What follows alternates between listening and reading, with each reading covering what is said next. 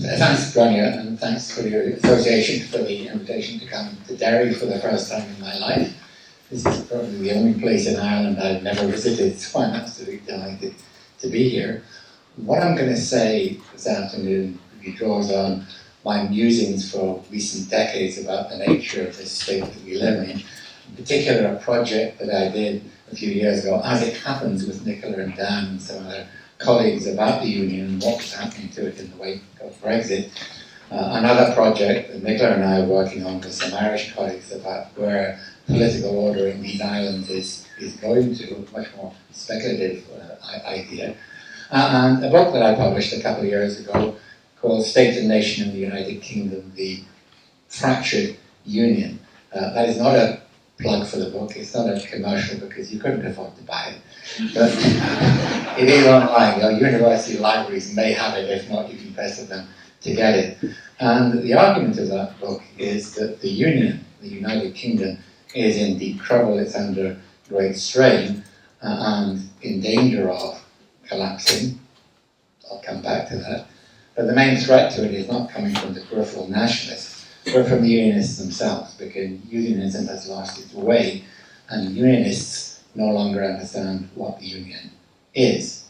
Now, there are a number of strands to that, one of which is to do with Brexit, and one of which is to do with devolution, and the way that devolution was introduced by people who didn't really understand what the implications of it were, and the way it's always been a very ambivalent project. It's not federalism, it's not Gladstonian, it's not this, not the other thing.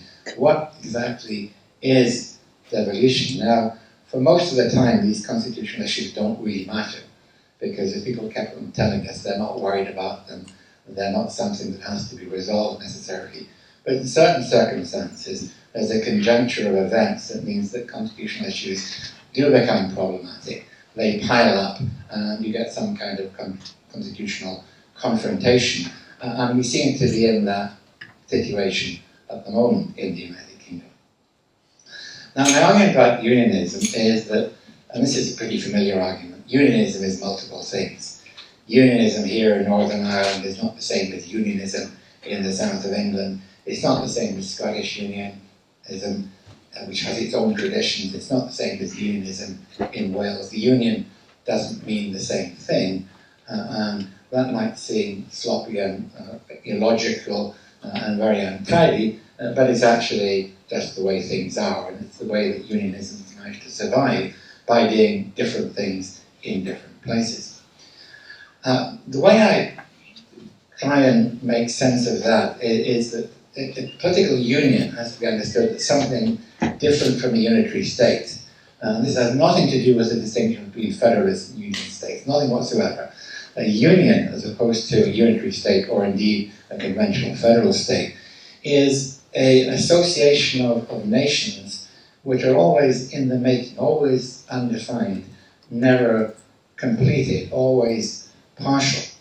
There's quite a history of talking about unionisms in this way, going way back to the 19th century. And the way I put it was that the key elements that distinguish a union from a unitary state, or indeed a federal state, a uninational state, are what I call the demos, the telos, the ethos, and the question of sovereignty. And then one of my colleagues, Neil Walker, said you could call the last one nomos, and then you had 4 rhyming Greek words. But I hadn't thought about that. Demos is the people. Is there a people? Is there a founding people? Or are there multiple peoples? Or are there multiple expressions of peoplehood, which is where the United Kingdom comes in? Telos is about what is the purpose of the Union. And in the case of the United Kingdom, there never was a purpose, so there are multiple purposes. There's a wonderful quotation from the Earl of Roxburgh at the time of the Scottish Union: Hanover for some, security for others, money for the others, and so on. All kinds of different things went in. And what is the present purpose of the Union? Does it have multiple purposes? Does it mean multiple things for different people? Well, of course it does, and look at the different unionisms across the United Kingdom. The Union means different things, has different meanings, has different purposes for different people. And telos is also about the trajectory. Do we have a shared story about where we came from and where we're going to? And in the United Kingdom, once again, we don't. Nor do we have four separate stories. It's more complicated than that. Within Scotland there are multiple stories. Within Ireland, obviously, there are multiple stories about the nature of the polity. So these things are much more complex, and they're never resolved. That's why the historians know this better than the lawyers or the political scientists. So these stories are never resolved. They're just told and revised constantly as we go on.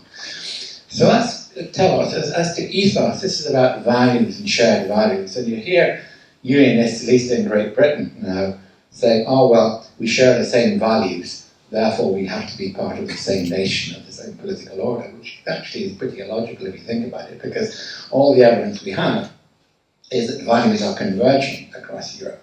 Look at the European Values Survey. We don't disagree about the Constitution because we have different values. In fact, we're seeing a convergence of social and economic values across the United Kingdom. The question is, to what national project are those values attached? So you hear unionists talking, well, I'm talking about British unionists here, because, of course, Northern Irish unionists are not the same. But from the centre, well, we're all British, and what does Britishness mean? It means democracy and the rule of law and fair play and all these and other kinds of things, as though the British were the only people who had these things.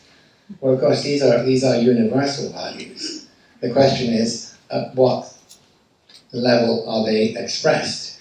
Scottish nationalists, Irish nationalists, Welsh nationalists, they have the same values. And that is a particularly difficult constitutional issue to resolve, because you're arguing on the same normative ground. So whenever the British say, or the unionists say, oh, well, you have to be British to have a welfare state, that's the Labour side. Well, you know, you can be Scottish and have a welfare state as well. What's so British about that? Or on the Conservative side about traditions and so on. So again, ethos, in the current context of the United Kingdom, social values are not particularly contested on a territorial basis. They tend to be shared. The question is, who owns those values? And to what national project should they be attached? This is not unusual for nationalisms to attach themselves to universal values, but they think they incarnate those universal values. And finally, there's the question of sovereignty, and here we get, I guess, on the grounds of the lawyers here. I'm not a lawyer, but I think about law a great deal, and I work with lawyers. The question of sovereignty is a contested concept, let's put it that way, and particularly in the United Kingdom, it's always been unresolved. There's a long tradition in Scotland about saying we've got a different theory of sovereignty, this theory of sovereignty they have in England, and our notion of sovereignty is bound up with contractualism and treaties and negotiation and conditionality, whereas the English concept of sovereignty is about absolutism, it's about absolute parliamentary sovereignty. Now those arguments were used to be rather abstract and we didn't have a great deal of purchase on current affairs until recently. But now these start to become important. Where is sovereignty? Where does sovereignty lie? So one thinks of the United Kingdom in this way as a plurinational union with multiple conceptions of the demos, the telos, where values come in and notions of sovereignty. One can understand how it operates. Now, traditional unionism accepted that in different ways, different mixes. So that was the notion. The one thing that traditional unionism could never accept was subordinate legislatures. Because of that, the thing that holds it together is what Richard Rose calls the mace, opposed to the maze of institutions. Parliamentary sovereignty in Westminster is the one thing that you can't compromise on. And that precludes home rule. And that lasted for about 150 years. Until at the end of the 20th century, they suddenly said, you can have home rule, you can have devolution, you can have subordinate legislatures. So that meant that unionism had transformed itself. It was adopting a quasi-federal kind of constitution. And that combined with the concession of all the plurinational bits that they already accepted existed, that is not a single nation and so on, that made for the necessity for unionism to rethink itself, to recast itself. The old unionism, yes, plurinationalism, recognition, all the rest of it, but parliamentary sovereignty and unity holds the thing together. Once that went, unionism had to rethink itself. Does it adopt federalism? Does it adopt other kinds of... And it never did. because devolution changed everything at the periphery and nothing whatsoever at the centre. So right into the devolution settlement was built that contradiction. This is not a criticism of devolution. I've been a home ruler all my life. It is the way that it was not thought through. And then along comes Brexit. Brexit was predicated on the idea that the United Kingdom is a unitary sovereign state. All the talk was about parliamentary sovereignty, take back control. This then became popular sovereignty for a little while because it didn't suit them. And this is what Dicey did 100 years ago, remember. Parliamentary sovereignty doesn't work, we'll flip to popular sovereignty, but for my argument it makes no difference. It's still a unitary demos, a unitary polity, and this is incompatible with membership of the European Union that involves sharing sovereignty. But according to my argument, the United Kingdom being a plurinational union, sort of that way, is actually a very good fit with the European Union, which is precisely a plurinational union in which the issues of demos, telos, ethos and sovereignty are unresolved and never can be resolved. They're played the whole time.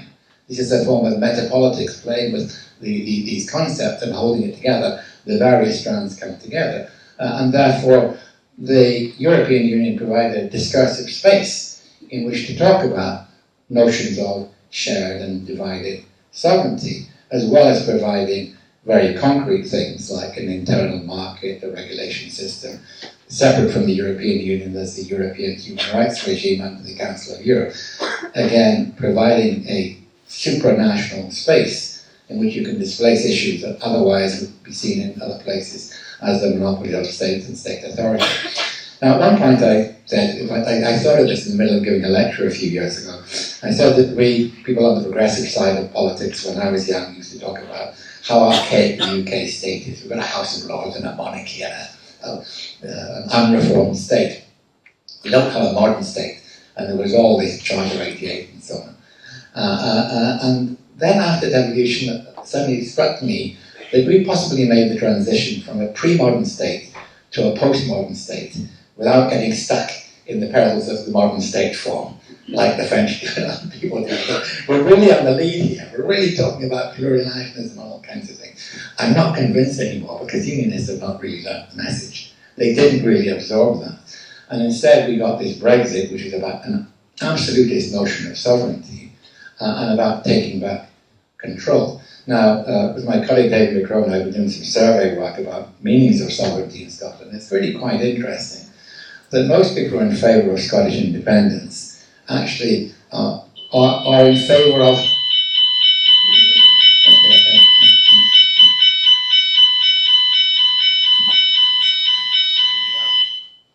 Got it. Is that talking? I've got 2 minutes left, I know. But the sovereigntists in Scotland are actually in favour of shared sovereignty because increasingly they're linked to the European project, whereas it's the unionists, the staunch unionists and pro-Brexit people who are linked to this rigid, old-fashioned conception, absolutist conception of sovereignty. So, to conclude, unionists have lost the plot. They haven't thought this through, and this is where this new project that Nicola and I are working on at the moment about how to rethink sovereignty, how to rethink upon sovereignty. Is the union not going to fall apart? Not immediately. And the analogy I've been using recently is the Forth Road Bridge. A few years ago, people noticed that the Forth Road Bridge is held up by cables, each of which has thousands of filaments, little wires woven together. And people noticed that the wires were starting to break, and ping, ping, ping, ping, ping, break, and they said, "Well, fall down." It hasn't fallen down. In fact, they've got a new automatic driverless bus apparently on it this week. Because for the Forth Bridge to fall down, all the wires would have to break in the same place at the same time. And that's not going to happen. So just all the wires, all the filaments of union, all the various arguments that are entwined together are not going to snap at the same time. But they are snapping. They are weakening. So they had to close down the Forth Road Bridge because it was not safe anymore and build a new bridge. Maybe we'll have to do that with the United Kingdom Constitution. So we're not going to get a disintegration of the United Kingdom on the basis of 4 or 5 equal units. but we're going to have a prolonged strains in the Union until the political elites manage to think through, once again, what kind of polity it is and break away with those old-fashioned conceptions of sovereignty and sovereign authority.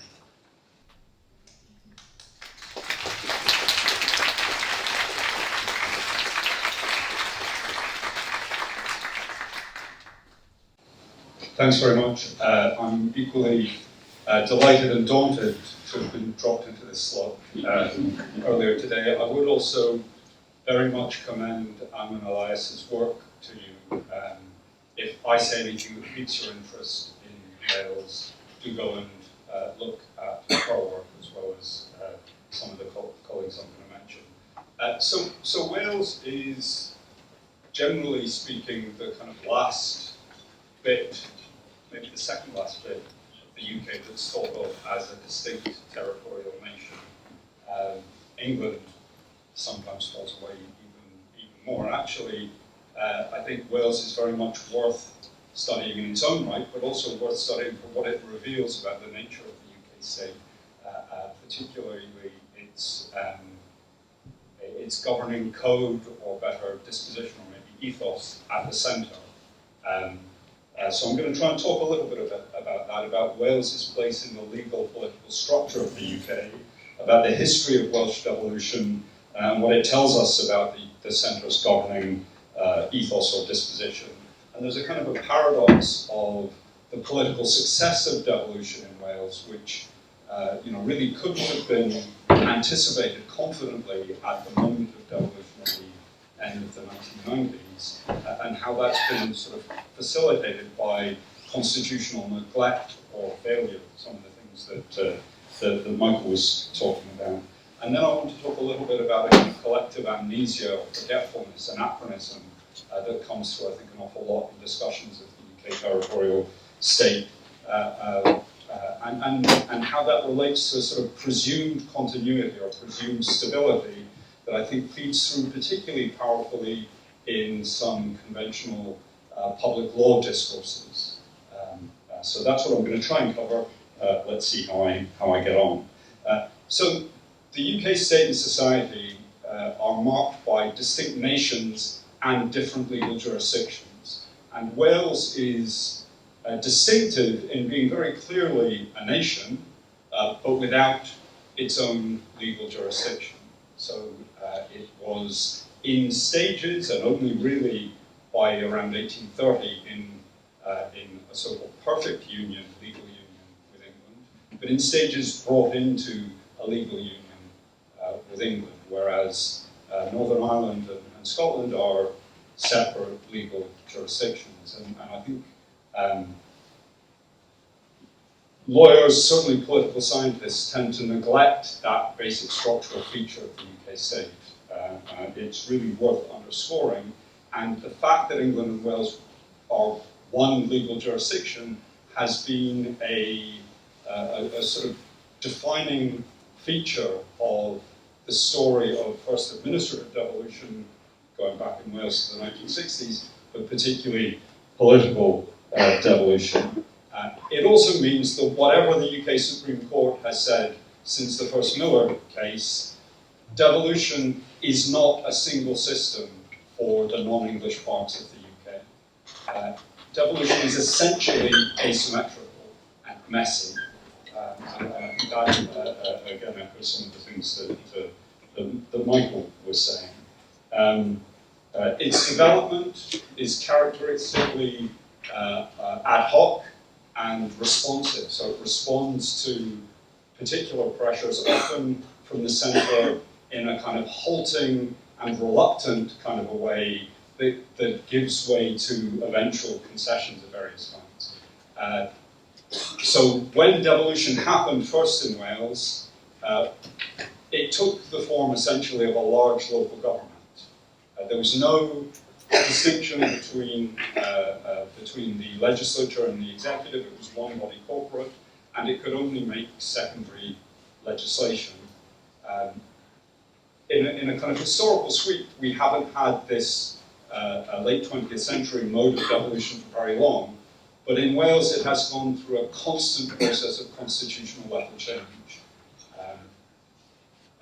that distinguished government from opposition initially, that then created the capacity for primary legislation in a just eye-blisteringly complicated form that involved a kind of political supervision of devolution from Westminster in minute detail. I mean, if you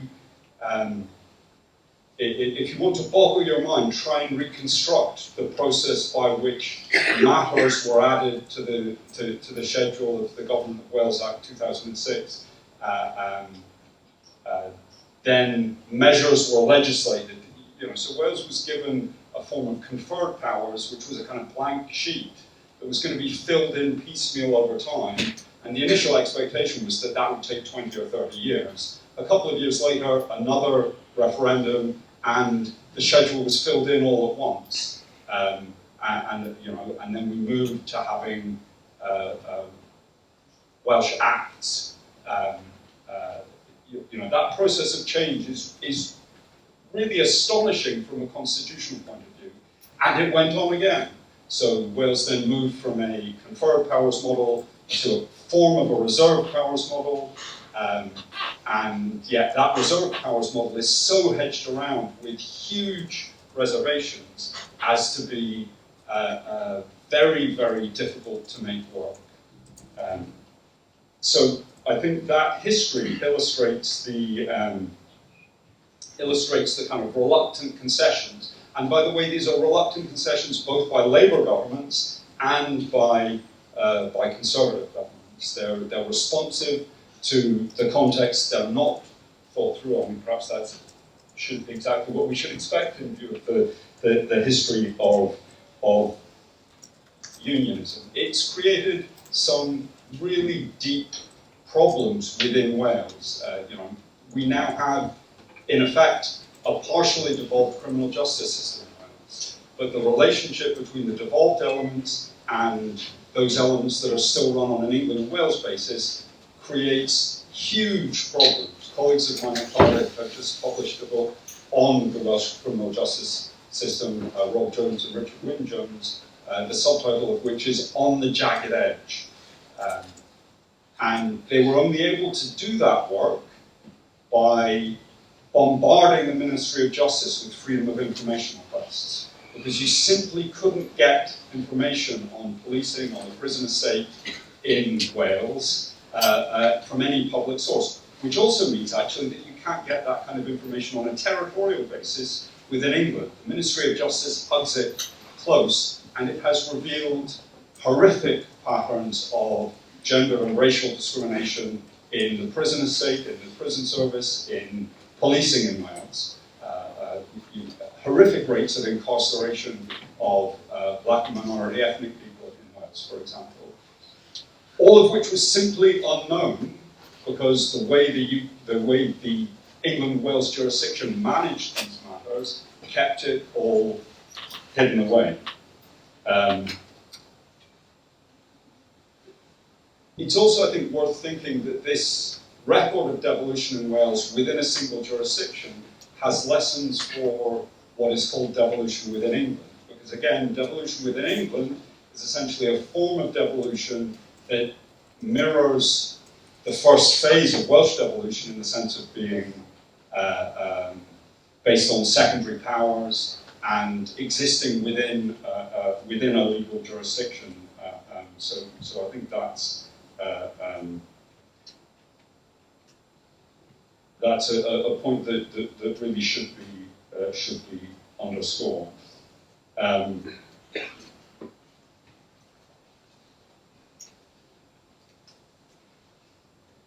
One of my concerns about the development of devolution in the context of Brexit, and my own view is that Brexit is very often the occasion for, rather than being directly the cause of, a lot of recent changes, and it comes out of the kind of ethos of unionism at the centre. It comes out of the same kind of politics, but it isn't a logical corollary of Brexit, but is a move to a sort of supervision of devolution from the centre, both politically and in the courts, so that the idea of devolved powers having a reasonable scope for autonomous action, I think, has been significantly qualified and weakened. It was weakened in a major way, I think, through the UK Internal Market Act. It's then further weakened by the use of fiscal powers, the use of pots of spending, which involve local actors, local government, civil society, essentially across the UK, essentially competing for funds at the UK centre. But I think it's also being undermined and constrained by the turn in the Supreme Court towards a notion of parliamentary sovereignty as unqualified, which my hunch is, my sense is, that when the phrase unqualified was first used, it was used, it perhaps suggested something rather banal, the idea that the most recent iterations of the Scotland Act and the Wales Act, which describe devolved parliaments as permanent, was not to be taken as a qualification of the sovereignty of the Westminster Parliament.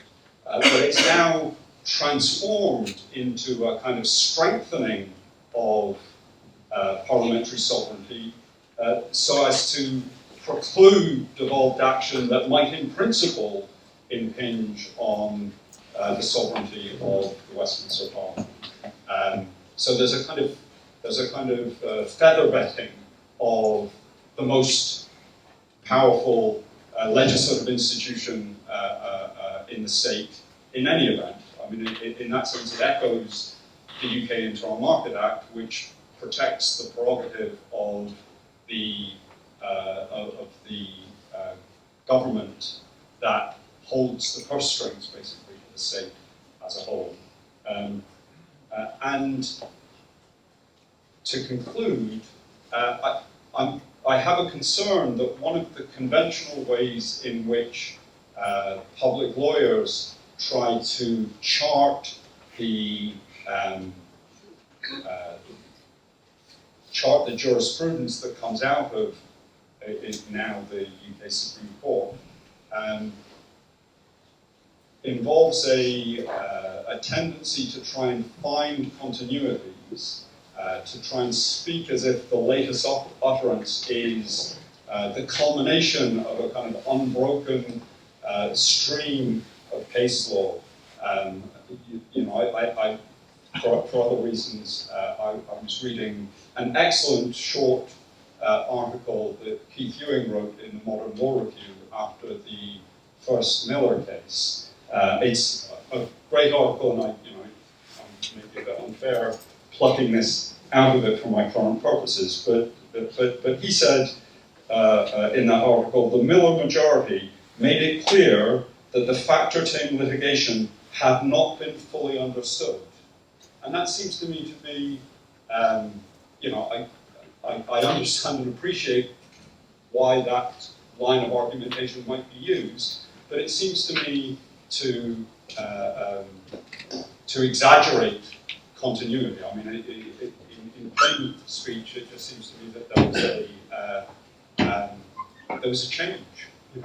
That factor 10 was moving in one direction. That before Brexit, there was a kind of direction of travel for devolution in general, and then there's been a change in a new context. And my sense is that we would be better debating that more directly and explicitly than maybe some of the traditions have us before.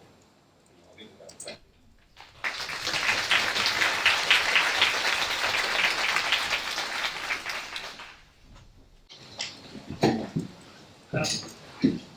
Thank you for the invitation to speak today. Northern Ireland is a different position from Scotland and Wales in 2 or 3 respects. First of all, we've had an experiment with devolution in Northern Ireland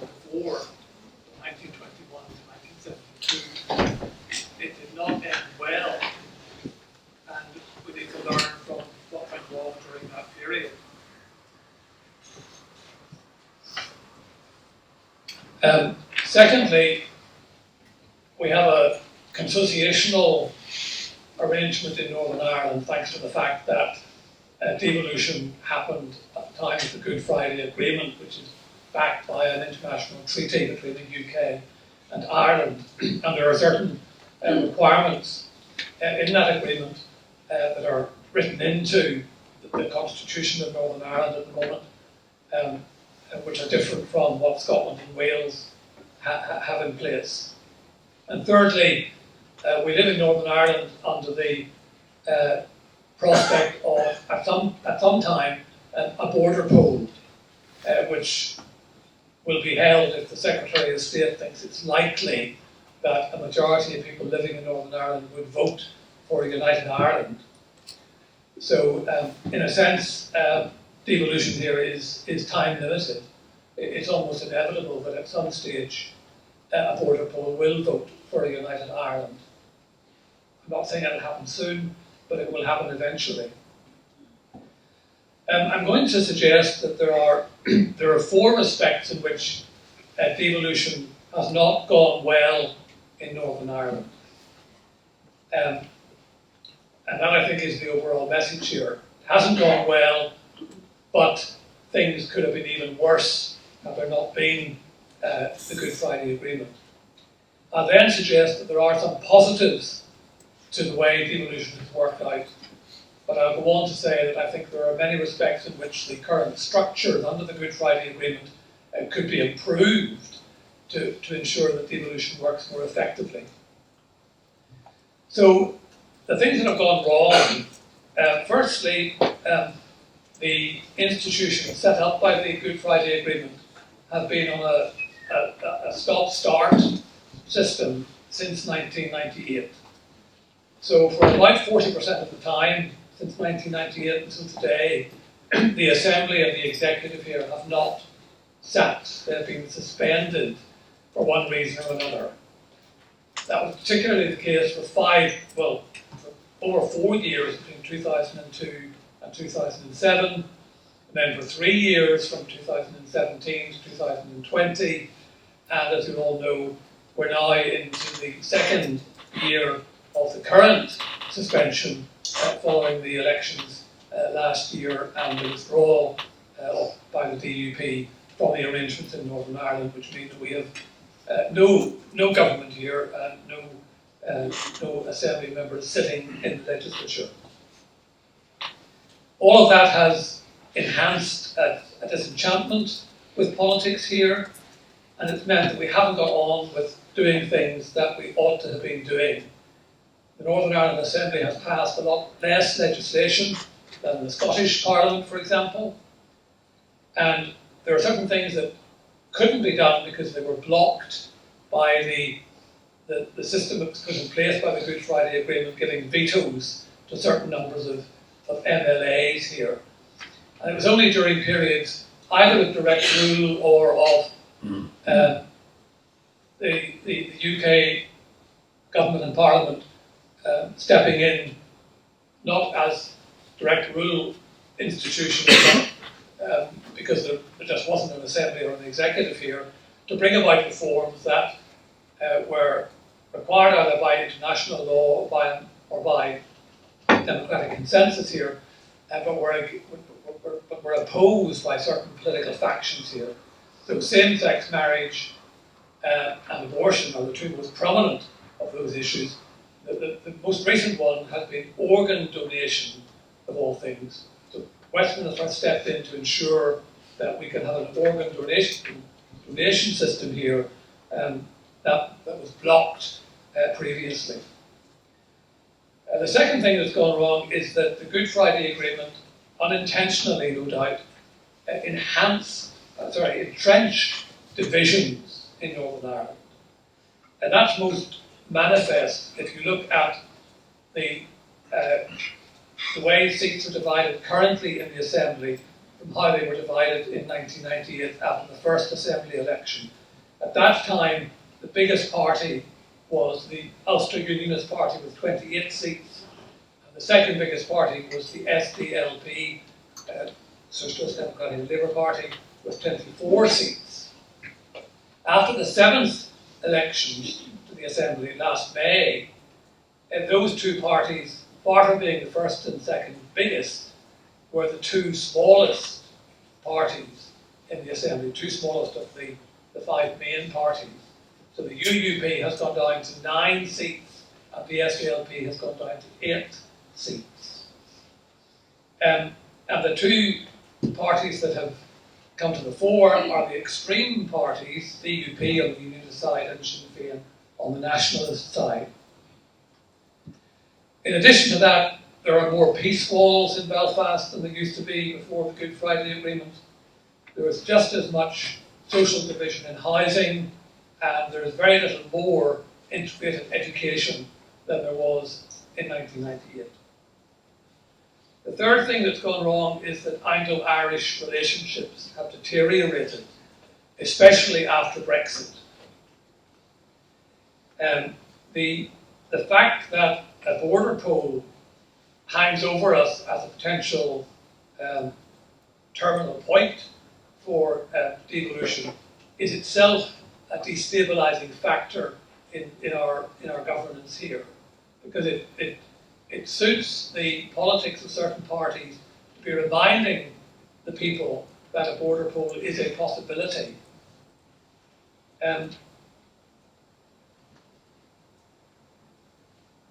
The expectation is that if a border poll were to be called, the expectation in some quarters is that it would be won. But in fact, the opinion polls, won by the Nationalists, the opinion polls actually show, and this came out in the Irish Times poll in December of last year, there's actually not a lot of support today for Irish unity. That poll showed that 50% of those voting wanted to stay in the UK, and only 25% of those voting, or who would be voting at that time, said that they would vote for Irish unity. Only 25%. The remaining 25% didn't know or didn't care or had no opinion at that time. And the fourth thing that's gone wrong is that there is still persistent violence here in Northern Ireland. So since 1998, over 160 people have been killed in troubles-related incidents, a fact that's hardly known in GB. Only 2 police officers, thankfully, have been murdered. 1 prison officer.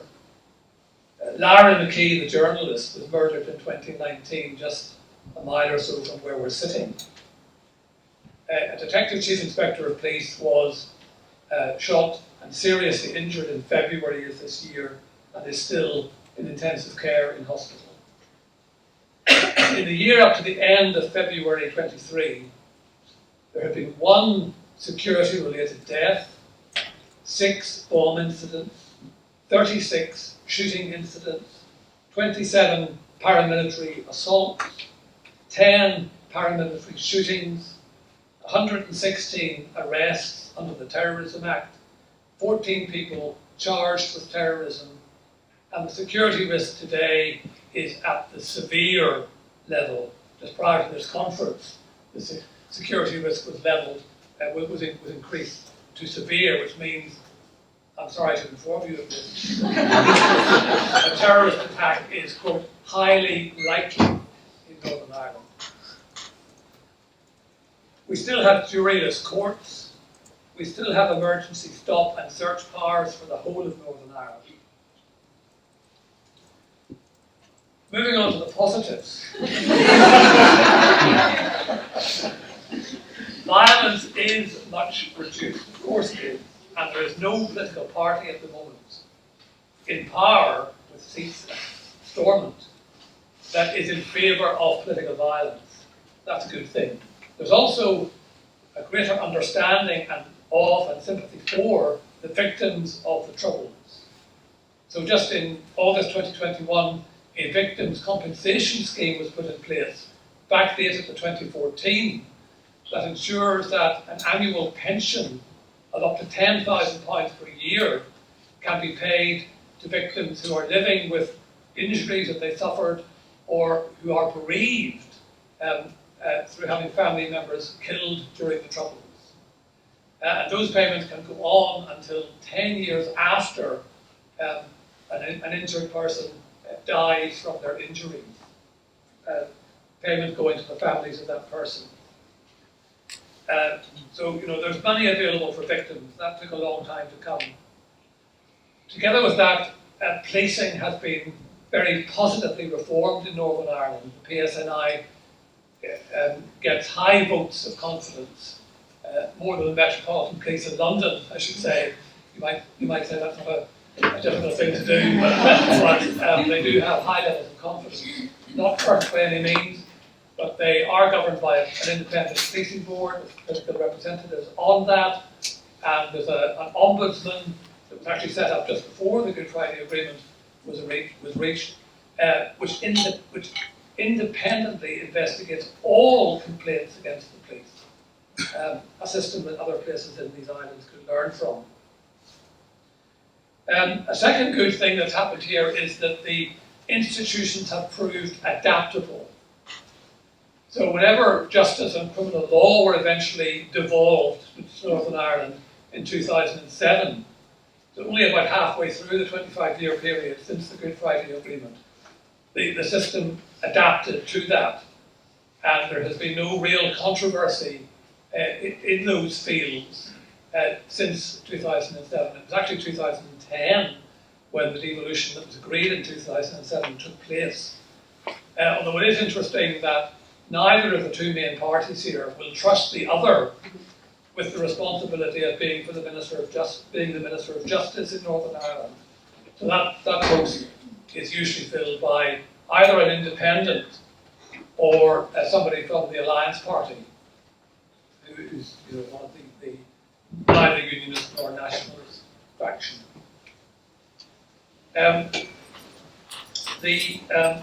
The Life and Time survey taken in May of 2022, incidentally, showed that the biggest block of people in Northern Ireland are the people who are neither unionist nor nationalist.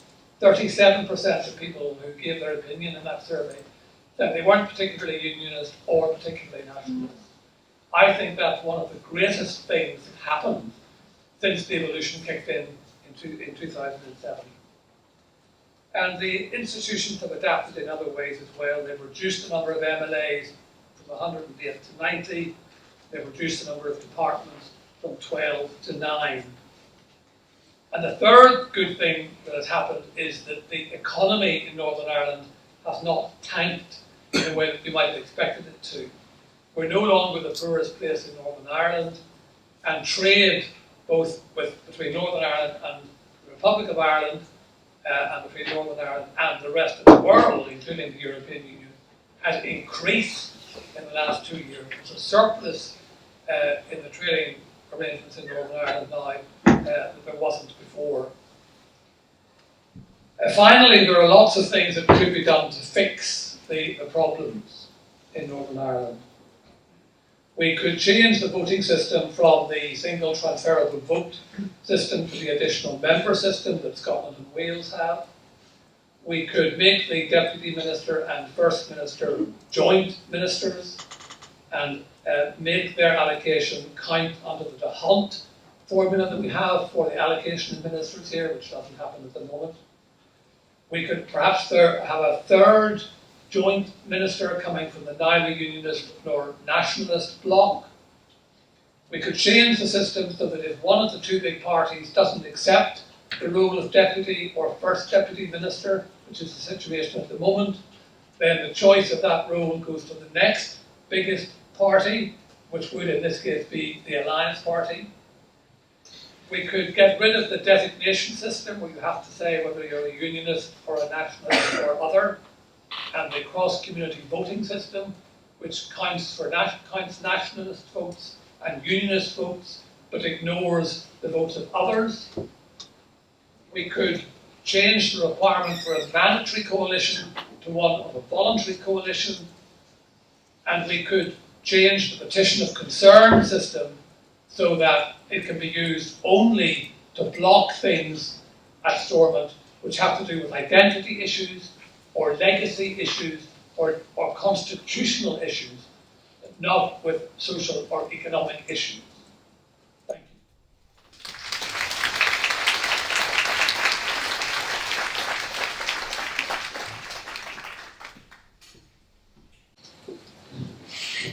Thank you very much. These are three very hard acts to follow.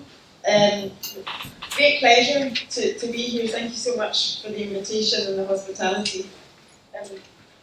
We were asked to think about 25 years since devolution, with the origins of that being the founding legislation, which is entirely appropriate for a legal conference. But for me, if I think of the birth of the Scottish Parliament, I think, as a political scientist, to the year before, to the referendum, where 3/4 of the people in Scotland supported the establishment of the Scottish Parliament, and the phrase that was older than that was John Smith, the former leader of the Labour Party, used to talk about a Scottish Parliament as being the settled will of the Scottish people, and the referendum was confirming what was already kind of generally accepted.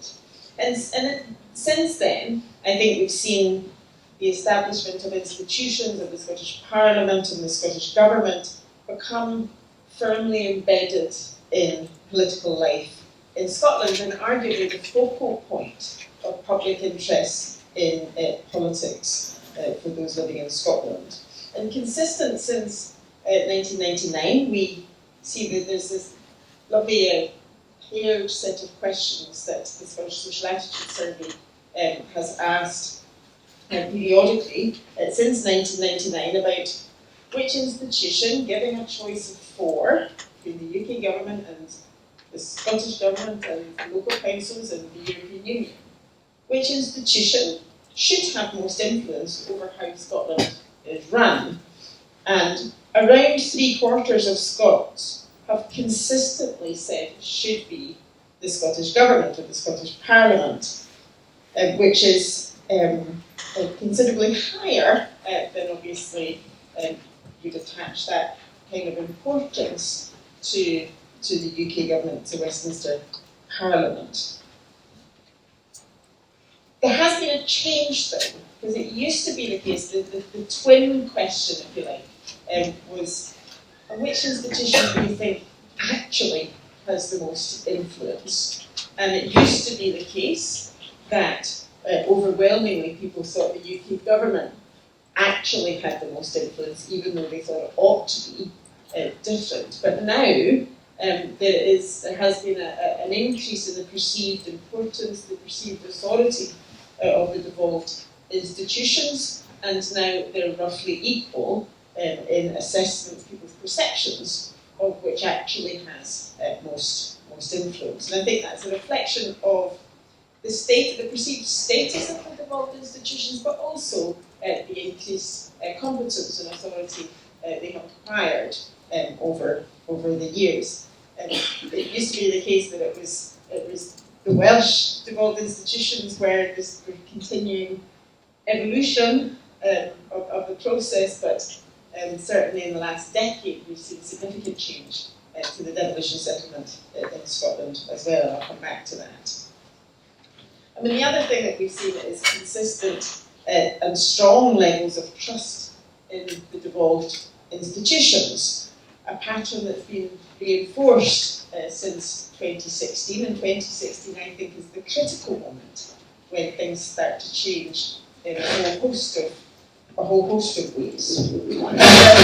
Much higher levels of trust in the devolved institutions than is the case in the trust of the UK government institutions. And that's obviously more evident among those who would favour a wholly different kind of constitutional settlement for Scotland, but it's much wider than that, And maybe it's about proximity, but I think it's also generally about perceptions of the institutions themselves.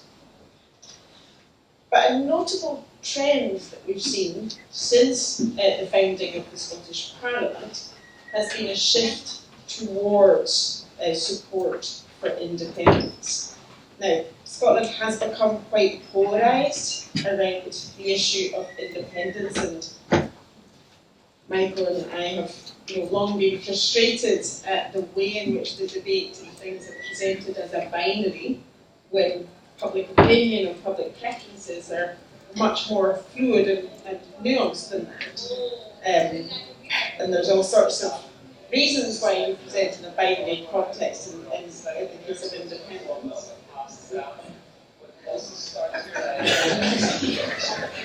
Heckles,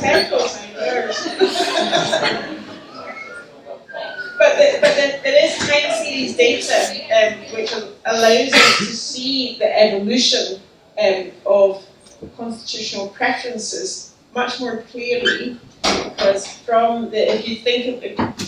if you ask about preferences for independence versus devolution versus no parliament at all, consistently we see very few people wishing there was no parliament or wishing devolution away.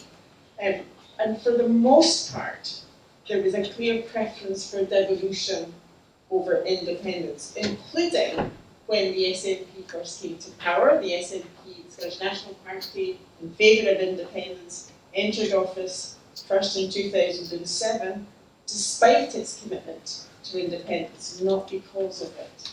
And even at the time of the independence referendum in 2014, when support for independence reached 45%, and 25% voted no, historically high and always clear enough to be accepted, but close enough to ensure that the issue was not going to go away anytime soon. Even then, when you checked the preferences, when you include that third option, even then devolution was clearly significantly more favoured in the Scottish Social Attitudes Survey than was independence. But that's changed, and that's changed since 2016, where each time a question has been posed since then, the plurality of support is for independence, it's not for devolution. So why 2016? Well, a number of things going on since there. I won't talk about the obvious one first, because the first thing worth mentioning is the new constitutional settlement, which was from Scotland Act 2016. It was passed before the Brexit referendum. It brought a significant increase in taxpayers. There had been a revision to the devolution settlement before that, following from a commission called the Common Commission, which essentially added some additional tax powers, but was much more about making the Parliament more accountable for its spending decisions. But before it was even fully implemented, it was superseded by the new post-referendum devolution settlement, which brought a significant increase in tax powers, increased social security powers, and an array of smaller additional competences, for example, management of the Crown estates, onshore licensing, speed limits, things like this, again reinforcing the asymmetry in the devolution settlements across the nations of the UK. But what it also did was bring much greater complexity to the system of devolution. There had, prior to that, been a relatively clear distinction between the powers that were reserved to the UK Parliament and those that were devolved. There was always jagged edges there, always interdependencies, but the new settlement brought much more interdependence in a system that was ill-equipped to deal with that. I was thinking about what I was going to say, and then I remembered I used to use the phrase from, my kids must have been into Spider-Man at the time, but you know that bit in Spider-Man where Spider-Man's uncle is dying and he talks about with great power comes great responsibility.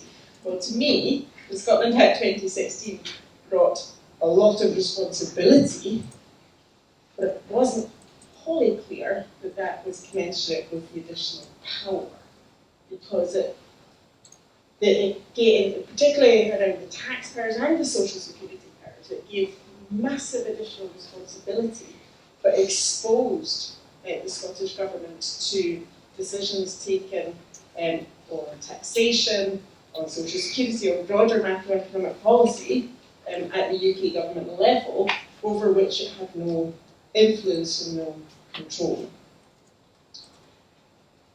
Of course, very quickly after that, we have the Brexit referendum, which reinforced that complexity even more.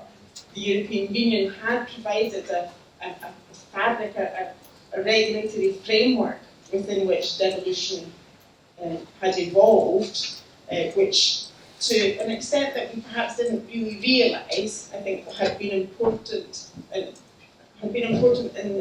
underpinning and sustaining the system of devolution that the UK had developed. And of course there was the politics that went alongside the Brexit decision too, and the marginalisation of the devolved governments, and here we're essentially talking about the Scottish and Welsh government, because for most of the period there was no administration in Northern Ireland, but a marginalisation of the devolved institutions from the Brexit process, and a form of Brexit that was about as far removed from what they could tolerate and accept than might otherwise have been the case.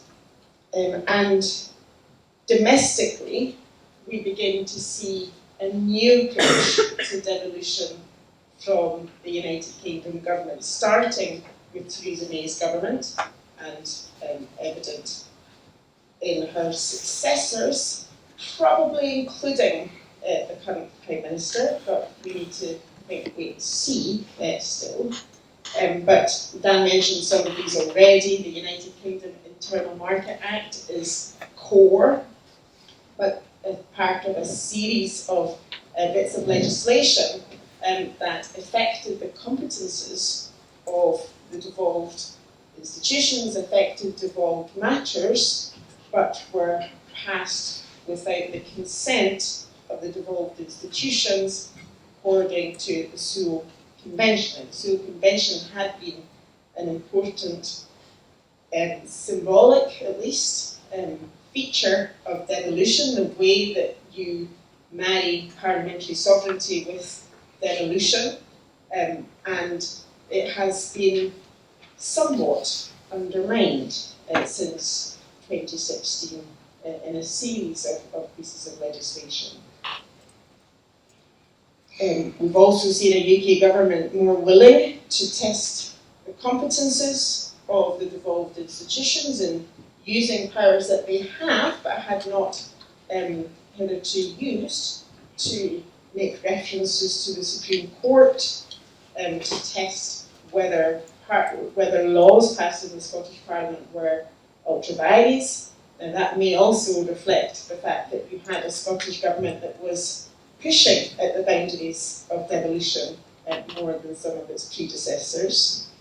And we've seen interventions most recently in relation to the Gender Reform Act, where the issue is not whether or not the law is within competence. It's generally accepted that it is, but using a power within the devolution legislation to argue and test, well, no test required unless it ends up in the courts, but to essentially veto on the basis of impact on preserved law.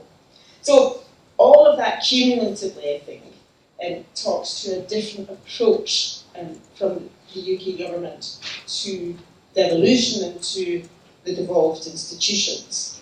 At the same time, of course, we've seen an ongoing debate around independence, where in the wake of the Brexit referendum, the then First Minister Nicola said that this was a material change of circumstances from those that pertained in 2014, when Scotland had made a decision to stay within the United Kingdom, and that Scotland was being removed from the European Union against its will.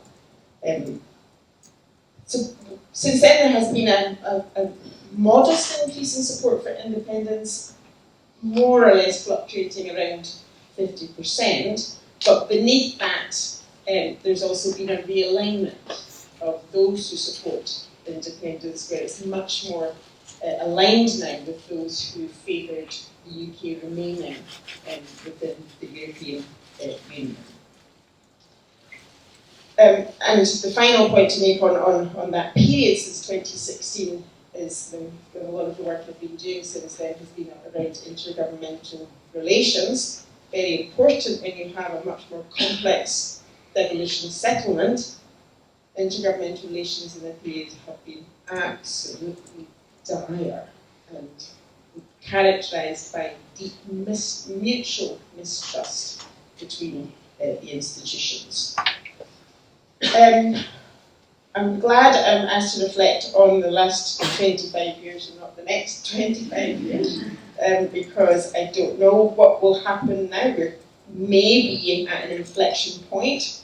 I think it's interesting that there seems to be a prevailing view within, or an emerging view perhaps, within Westminster and Whitehall circles, that following the Supreme Court judgment on a referendum being beyond an independence referendum being beyond the competence of the Scottish Parliament, and the absence of a route, pathway, as exists for Northern Ireland, and following the change of First Minister in Scotland, and that independence is finished. That's it, they don't have to worry about it anymore, it's done. I think that is awfully premature in their thinking, and perhaps we'll come back to that in discussions. The SNP clearly does not want problems to seek, but if its support diminishes, my hunch is that support for independence will remain fairly high. Whether it increases beyond that will probably depend as much on what happens in Westminster and Whitehall as anything that happens within Scotland.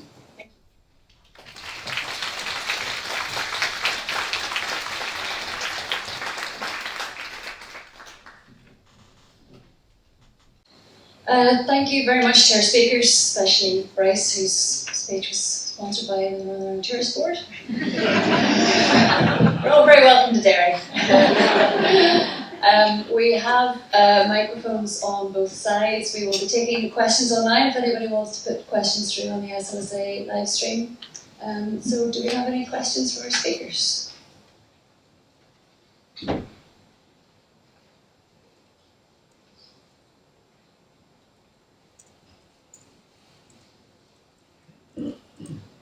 Thank you, everyone. That was a wonderful series of presentations and thought-provoking.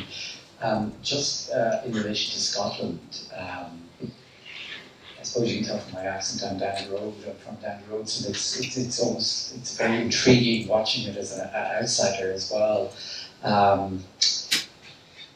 suppose the question is, it might be a naive question, so please forgive me, but I suppose following the Scottish debate, there had been an understanding that the union was fundamentally a voluntary union between Scotland and England, going back to the original Act of Union. And I think listening to the Scottish debate and the issue around the UK Supreme Court and who has ultimate authority to call a referendum, that there is now there is now a suggestion that the union is not voluntary anymore, in the sense that the majority within the UK Parliament who aren't MPs for Scotland by definition will have the say over a referendum for the people of Scotland. So ultimately it'll be in the hands of outsiders whether Scotland gets its own referendum or its own decision to leave the union. As I say, I'm prefacing what I'm asking by saying hopefully it's not too naive a question, but just as an outsider looking at that, it seems as if that would have been a fundamental shift in the understanding of the union, and perhaps is an unsettling shift in the understanding of the union.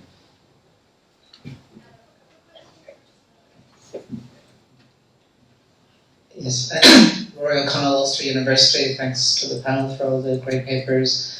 And I am interested a bit in crystal ball gazing, and so I am wondering if the opinion polls turn out to be true and we do have a Labour government in 24 months' time or so, will that change any of the circumstances or the issues or concerns that you have about the current state of devolution, either generally because of the Labour policies or specifically because of the Brown Commission report?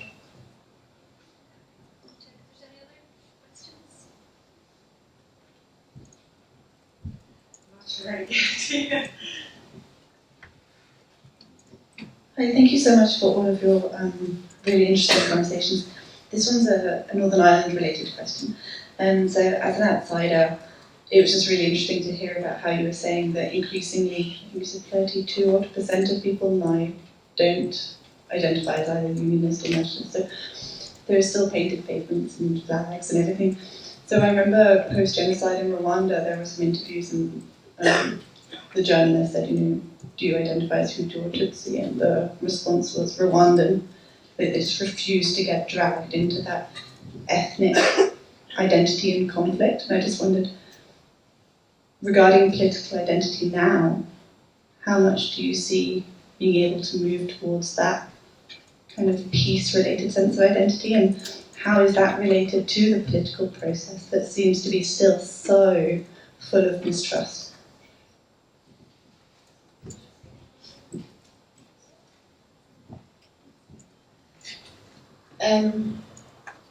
Voluntary, it depends on whether you're talking about law or politics.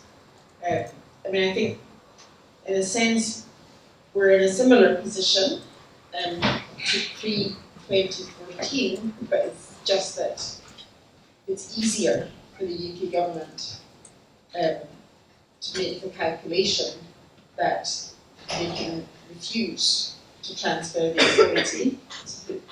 What we know now is that before 2014, it was ambiguous as to whether or not the Scottish Parliament had the law-making power of a referendum, and the issue was sort of settled by the transfer of power to put the issue beyond doubt.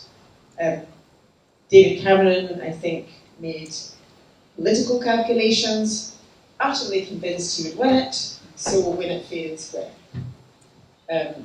I think it's easier for a UK government to refuse it now, A, because it's not so long ago, since 2014, and B, because it's not the settled law.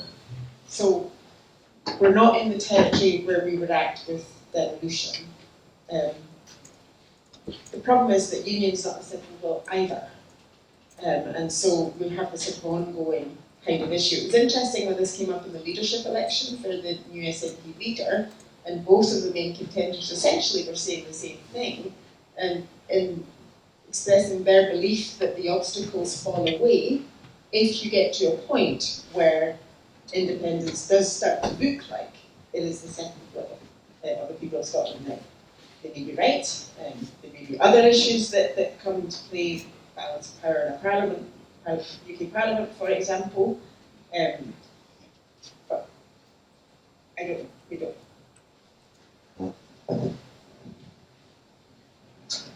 In relation to Keir Starmer's position, my view would be that his election, if he was Prime Minister, I don't think the stance of the UK government would be that different from what it has been up until now. He will have a better relationship with the Irish government, I'm sure. It would be hard to do that. He has said that he is pro-union, but he's also pro the Good Friday Agreement, which has the possibility of a border poll written into it. So I imagine he'll try to steady the ship a bit and provide support for the institutions here. I think he'll radically change government policy. And on the other question there, yes, it's clear that in the survey I cited, 37% of people said that they are neither unionist nor nationalist. Unfortunately, that includes a large number of people who don't vote in elections. They're perfectly happy to say that they're neither one nor the other because they don't really care and they don't vote. So that degree of support for the centre ground, if you want to call it that, it doesn't get reflected at election time. It has more and more over the years, so only 82% of the seats in the Assembly at the moment are occupied. I say only, 82% are occupied by nationalists and unionists together, which leaves 18% who are others, Alliance, Greens, one or two other independents at times. So I'm not saying that there will be an electoral shift very, very soon, but it's a growing surge. We'll see in the local council election coming up in May whether that surge towards the neithers, the neithers, continues. And it's mainly young people who claim that their identity is neither unionist or nationalist. But again, as we know, not all that many young people vote. So again, that may be reflected come election time. I'll take the Starmer question. I think it will make a difference around the edges. But for me, the most remarkable thing is the relationships between Keir Starmer and Mark Drakeford have thawed recently. So, the leader of the UK Labour Party and the most successful elected Labour politician on these islands are now getting on a bit better.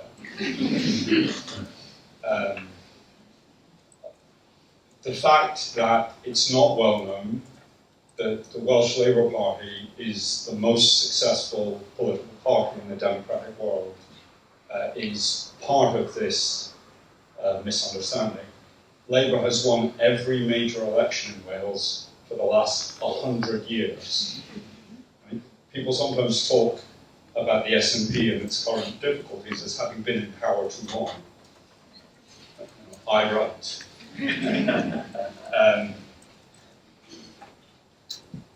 Gordon Brown's constitutional review might make a difference. It might make a difference in one particular way if House of Lords reform turns the second chamber into effectively a political check on the untrammeled sovereignty of the lower house, which is effectively what parliamentary sovereignty means these days.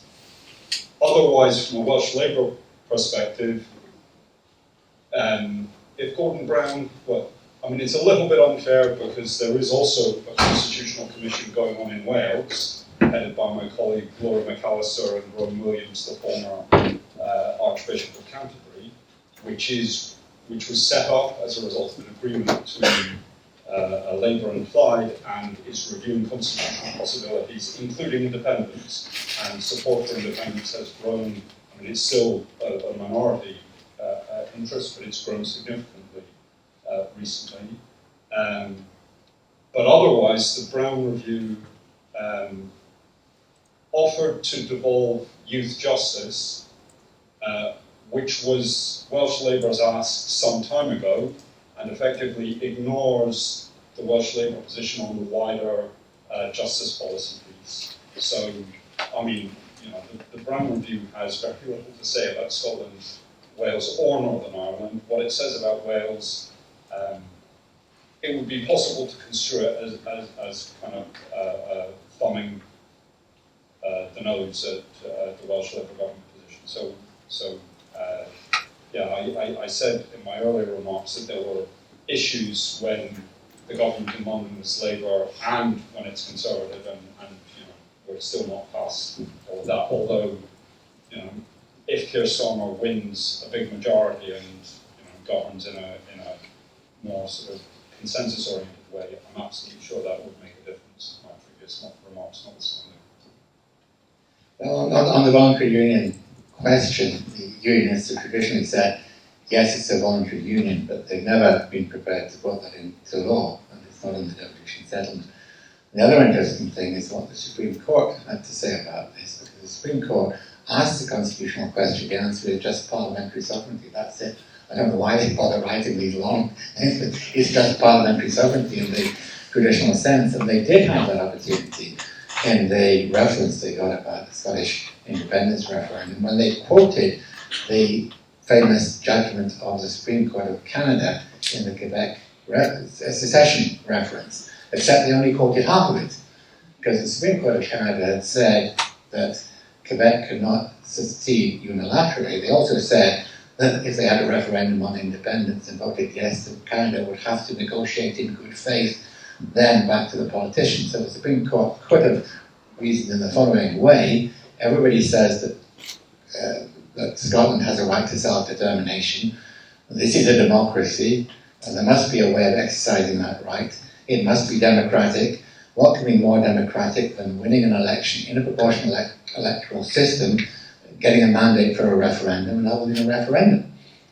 They could have said that, and then said, that's our interpretation. Now you politicians go and sort it out. We're not going to give you the answer. But it's consistently refused to engage in constitutional reasoning. It's not a constitutional court. So we have no constitutional arbiter here. We just have Westminster and a Supreme Court that echoes that really archaic notion of Westminster sovereignty and Westminster supremacy, which is why we're blocked at the moment. On Labour, yes, a Labour government would make a change. It is likely that Labour will gain seats in Scotland. The evidence so far is it's gaining voters from the SNP, but they're not giving up their belief in independence, which is exactly what I expected. The latest polls seem to be suggesting that. So a lot of people will revert to what they used to do. You vote Labour for Westminster because you want to get the Conservatives out, but you still support Scottish independence unless Labour then does something more radical to take control of the constitutional issue. On the Brown Commission report, I don't think that reform of the House of Lords is either here or there. Second chambers don't regulate federal systems in federal systems. It just doesn't happen. Except in Germany, where it's not really a second chamber, it's actually an intergovernmental committee, the Bundesrat. But the main problem with the Brown Commission is its resolute opposition to electoral reform for the House of Commons. Because if you had electoral reform for the House of Commons, this would transform the territorial dimension of politics as well as others. We would normally not have majority governments, therefore territorial parties would play into the formation. And any good unionist would want to embrace the territorial parties as part of Westminster politics, instead of saying, no, we must put a cordon sanitaire around them, as parties in Europe used to do about the extreme right, and we just won't have anything to do with them. And that's what Labour is saying. We know why they're saying that, because the Conservatives will have images of Keir Starmer in the pocket of Humza Yousaf if they don't. But it's a mistake, because it doesn't play well in Scotland. And the other thing is about Brexit. As long as Keir Starmer and the Labour Party refuse to criticise Brexit, or even say that Brexit has been damaging to the economy, they're going to have to face with a party in Scotland that is resolutely against Brexit and is prepared to blame Brexit for things that have gone wrong again. So that's the difficulty for Labour. They haven't yet got their heads around the magnitude of the problem, and they still have this idea that when we get into power in Westminster, it'll be okay again. Further questions here? Can I ask anyone who's interested in asking a question to raise their hand? Thank you. Really interesting discussion. There seems to be one country missing from the discussion though. So there are about 5.5 million people who live in Scotland. There's about 5.5 million people who live in Yorkshire. If you're in Scotland, Westminster seems a long way away. It also seems a long way away if you're living in Newcastle. So I'd like to ask the panel for their views on devolution within England, because you've been talking about Westminster, and that's understandable from a parliamentary sovereignty perspective, but England is changing. There's increasingly local government devolution. So I'd like to ask the panel for their views on devolution within England, which, is by far the largest country, and it's a very dissatisfied country in how it's governed. So I'd like to, emphasise that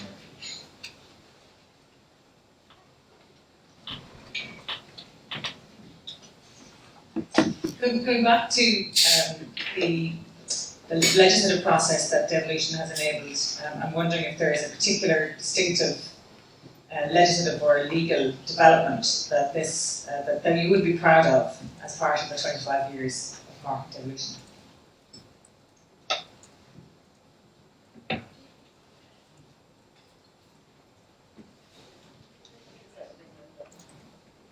Yeah, I'm happy to take the England point, and I was sort of at least gesturing towards it in some of my initial remarks.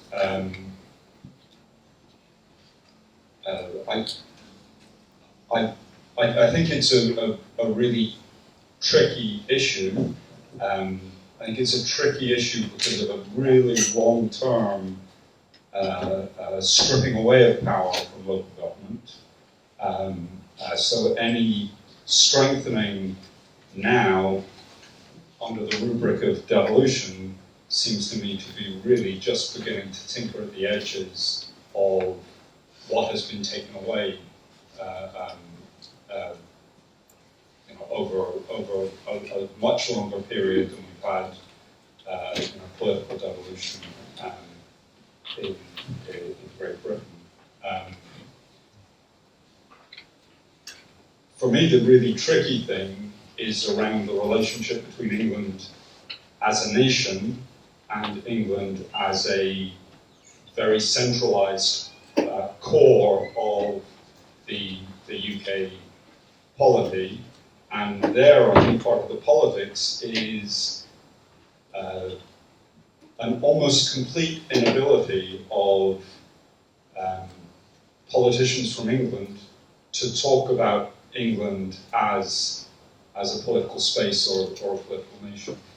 So essentially, one of the underlying differences, I think, in within the Union is that British identity means very different things in England as compared to what it means in Scotland and Wales, and it means a different thing again here.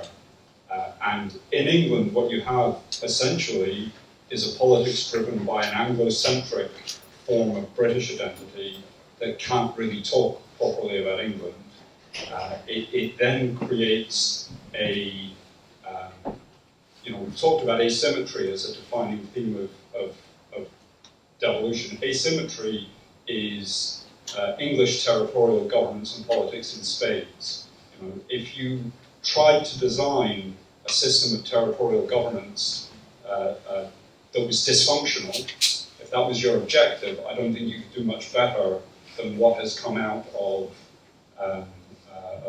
the last sort of 30 or 40 years of change. And the idea that giving Andy Burnham and Andy Street a block grant to spend in their areas of competence rather than having them go cap in hand on an issue-by-issue basis to the Treasury, I mean, that does count as progress, but that's the point. If that's what counts as progress, you wouldn't want to start from here. Yeah, so just on the England bit, I mean, you're absolutely right. England is often the elephant in the room, if you put it that way, in discussions about devolution. I would say, however, that going back to Michael's earlier points about the United Kingdom as a plurinational union, that's really important if the United Kingdom is to survive. So if you were, for example, to have a constitutional reform at the centre in the form of a House of Nations and Regions that attached equivalence to similar regions and nations on the basis of population size,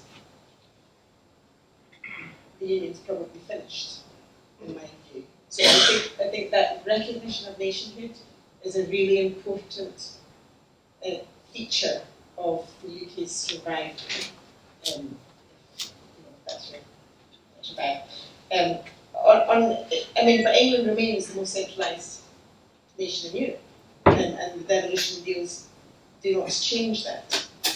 Even referring to it as devolution, I think, is problematic because it's a very different kind of thing from the devolution that we've been talking about here, both in the competences and the lack of competences and the supervision that is built into that from Whitehall, but also the disconnect from the population. Now, it would be interesting, I think it would be interesting over the next 25 years to see if setting up institutions and particularly when you have the figure of mayor, if that starts to have people think in more regional terms in England, because they don't right now. The regional government is the least popular of any resolutions to what you might think of as the England problem. But Michael, you wrote a book years ago, decades ago, where you talked about regional policy in the 1960s and its failure being part of what led to a politicisation of regional identity, where you set up expectations and then don't fulfil them, and then that could be contributing to a mobilisation and a demand for a different form of government. So who knows what will happen there. We've been asked about successes, and I was thinking I could choose something from the Labour Lib Dem period and then from the SNP, well, the set of things from the SNP. Labour Lib Dem smoking ban, I think borrowed from Ireland actually. Made such a difference in public health and in the environment and so on. I think took the initiative. And then from the later Sturgeon era, actually, for me, the early years interventions, which did some relatively small things like the baby box, and so it's quite symbolic but important, and then things like child payment, using the social security powers to try and intervene at the early stage. And we won't really know the payoff of those until much later down the line. Yes, on England, we have to separate two issues. One is England as a component of the Union, England, and the other is the government of England internally. I know they're connected, but analytically they're quite separate. And there's a lot of discontent in England with the constitutional settlement, but it's a little bit inchoate because there's not quite clear articulation of what the problem is there about England's place within the Union, and that's a debate that hasn't really started and needs to start before we can start thinking about the United Kingdom. We need to work out how England fits into it, and there's a tendency in all the discussions about this either to say, well, the answer is federalism without saying what federalism means, or to say, well, let's leave England out of it, that's too difficult, and that won't do. The Union can't survive. On the internal government of England, yes indeed, I think it was 1982, Brian organized his book on regional government in England, and since then we've been around the full circle twice, because we had regional government coming in and regional development agencies, and they were abolished, and then they came back again under New Labour, and they were abolished again. We had metropolitan counties that came and were abolished, they're back again, they call them metro mayors and so on. So it's extraordinary, and I don't know any other country in Europe that's gone through this churn of trying everything out and never actually getting anything that seems to stick. And at the moment it seems to be highly asymmetrical. Let's just work out arrangements. And there's something to that bottom-up approach. But if we end up things like north of the River Tyne, which splits the city down the middle, and half of it becomes a metropolitan region that runs all the way to the Scottish border, it's weird. So there seems to be no way in which they managed to get to grips with that. I should say that Scotland is also very centralised internally as well. It's not just England. That's a problem in Scotland too. On legislative achievements, yes, I would mention two things. Since Nicola's mentioned a couple, I'll mention some different ones. One is land reform in its early stages. This had to be done by the first ever Scottish Parliament because it has a historical resonance to it that's really, really very important. It's a little bit like Ireland to Scotland. Land is some kind of big historical grievance. The process of land reform is stalled, but in its early phases it was really quite pioneering in its approach to community land ownership. And the other one would be some of the housing legislation. Scotland's got terrible housing problems, really intractable problems. But the approach that's adopted is much more progressive. They stopped selling council houses right away, they're building council houses, and they do take the view that the answer to the problem of a homeless person is to give them a home. I mean, it sounds obvious. The first thing you do with a homeless person is give them a home, whereas in England it's the other way around. They've got to earn a home, they've got to do all kinds of things, and then maybe they'll get to a home. So that approach, I think, is quite distinctive, and in the face of massive problems, I'm not saying it's solved the problem, it is a much more progressive approach, and it is showing some signs of success in relation to the scale of the problem.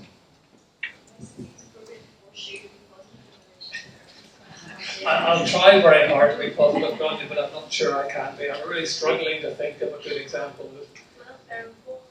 Well, I was thinking welfare reform. Gráinne can speak to that, but even that had to be done by Westminster legislation in the end. In the 2 or 3 months between the announcement of, or at the time when we knew the last assembly was going to close, and it was likely that another one wouldn't be up and running because of the DUP position on the protocol, there was about a 2-month period when all sorts of legislation was rushed through the assembly here. We had 31 acts passed in the first 3 months of 2022, which is more than twice the number that had been passed in the 2 previous years during which there was a full assembly, namely 2015 and 2016. There were 15 acts altogether passed. There were 31 acts passed in the first 3 months of 2022. All sorts of private members' bills were put through, and 2 of them dealt with education matters. One, the Integrated Education Act, forces the Assembly to have a proper strategy for once on developing integrated education and promoting it much more than it has done. And the second piece of legislation removed the ban on removed the exemption from the Fair Employment Act for teachers. So it became no longer possible for schools to discriminate against applicants for teaching posts on the basis of their religion. And I thought that was a great step forward.